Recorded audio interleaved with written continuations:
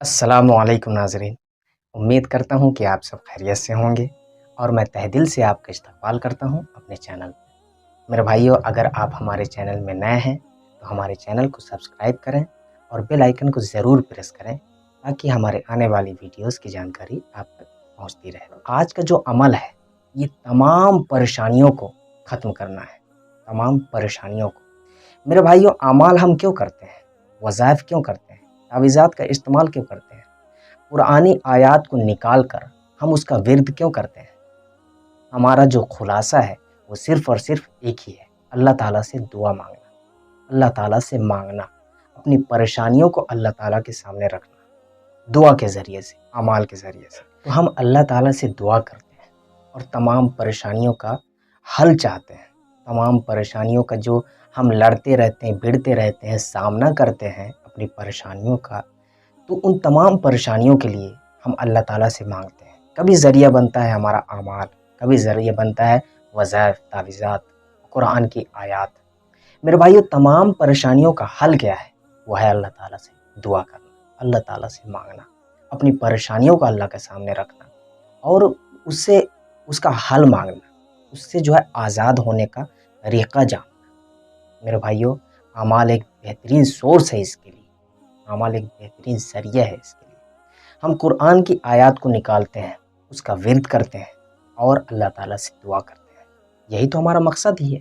جب ہم اپنی مصیبتوں کو اپنے سامنے دیکھتے ہیں تو ہم ڈر جاتے ہیں۔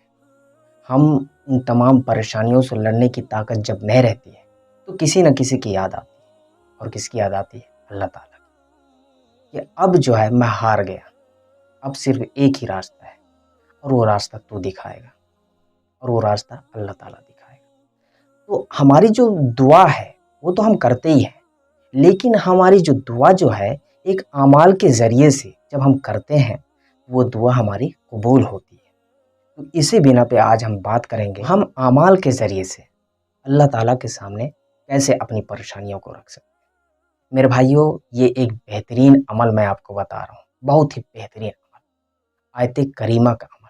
آیت کریمہ کا عمل جو ہے زیادہ تر دیکھا گیا ہے کہ مصیبتوں کے وقت میں آیت کریمہ کو پڑھی جاتی ہے۔ پریشانیوں کو دور کرنے کے لیے ہم آیت کریمہ پڑھتے ہیں، اور اس کا سب سے بڑا ثبوت کیا ہے؟ یونس علیہ السلام سب سے بڑا ثبوت ہی ہے، کیونکہ یونس علیہ السلام اس آیت کو کہاں پڑھے تھے؟ مچھلی کے پیٹ میں۔ اب مچھلی کے پیٹ میں اس آیت کو پڑھے اور وہاں سے آزاد ہو گئے، وہاں سے نکال آئے۔ اس کا مطلب یہ ہے کہ پریشانیوں کے وقت میں آیت کریمہ پڑھنا ایک بہترین عمل ثابت ہوتا ہے، ایک بہترین عمل۔ اب اس کا ذریعہ تو کئی ہے، کس طریقے سے پڑھنا ہے؟ طریقے بہت ہیں، طریقے کس طریقے سے پڑھنا ہے؟ جیسے چلتے پھرتے بھی انسان پڑھتا ہے، اٹھتے بیٹھتے بھی پڑھتا ہے، نماز میں بھی پڑھتا ہے، اور اس کے ساتھ اعمال میں بھی پڑھتا ہے۔ جیسے کبھی بیٹھ کے پڑھا جاتا ہے، کبھی کھڑے ہو کے بھی پڑھا جاتا ہے۔ لیکن ہمارا جو اس ویڈیو میں بتانے کا مقصد جو ہے وہ صرف اور صرف 3 دن کا ہے، کہ ہم اپنی پریشانیوں کو 3 دن میں کیسے ختم کر سکتے ہیں۔ ہم اپنی پریشانیوں کو جو ہے اللہ تعالیٰ کے سامنے 3 دن میں رکھ کے اور ان تمام پریشانیوں سے آزاد ہو جائیں، تو اس 3 دن میں کیسے کرتے ہیں؟ میرے بھائیو، 3 دن میں اس لیے بول رہا ہوں کیونکہ زیادہ تر میں جو ہے 3 دن میں جتنے جن کو جیسے میں دیا اس عمل کو کرنے کے لیے، پریشانی سے دور ہونے کے لیے، پریشانی کو دور کرنے کے لیے، مصیبتوں کو دور کرنے کے لیے، تمام پریشانیاں جو اپنے سر پہ آ جاتی ہیں اس کو دور کرنے کے لیے جب میں اس عمل کو دیا تو زیادہ تر دیکھا یہ گیا ہے کہ 3 دن میں جو ہے یہ عمل اپنا کام کر جاتا ہے، یعنی کہ اللہ تعالیٰ دعا قبول کرتے ہیں۔ ہاں، یہ ہے کہ آپ کا مقصد، آپ کی پریشانی جو ہے جیسے آپ کا مقصد ہوگا وہ جائز ہونا چاہیے۔ ایسا نہیں کہ کوئی بھی چیز آپ اللہ تعالیٰ سے مانگے اور آپ کے لیے وہ حق میں نہیں ہے، آپ کے لیے بہتر نہیں ہے، تو اللہ تعالیٰ کیسے قبول کریں گے؟